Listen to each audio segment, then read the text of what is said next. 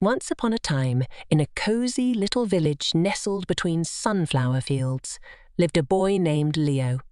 Leo, unlike the other children who spent their days playing hide and seek and climbing trees, preferred lounging in his hammock with a good. He found work, any kind of work, tedious and boring.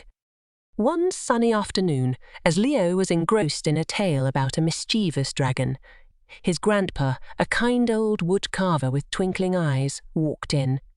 "Leo," he said, his voice as warm as freshly baked bread, "would you like to help me carve a little bird today?" Leo groaned. "But Grandpa," he whined, "carving takes forever, and it's so much more fun to read about adventures than live them." Grandpa chuckled. "Come, my boy," he said, leading Leo to his workshop.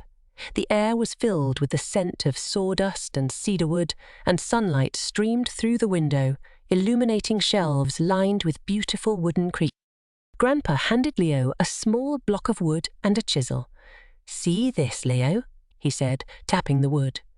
"This is just a lump of ordinary wood, but with a little work, a little patience, it can become something extraordinary." He then showed Leo how to hold the chisel, how to chip away at the wood, and how to follow the grain. At first, Leo was clumsy. The wood splintered, and the bird looked more like a lopsided potato than anything else. But Grandpa was patient. He guided Leo's hand, encouraged him to try again, and praised his little victories. Slowly, under Grandpa's gentle guidance, the wood began to take shape. A tiny head emerged, then a sleek body, and finally, a pair of delicate wings.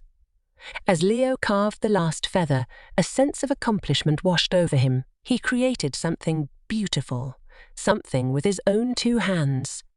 He held the little bird up to the sunlight. It seemed to shimmer with life, ready to take flight. A wide smile spread across Leo's face. He finally understood what Grandpa meant. Work wasn't just about drudgery.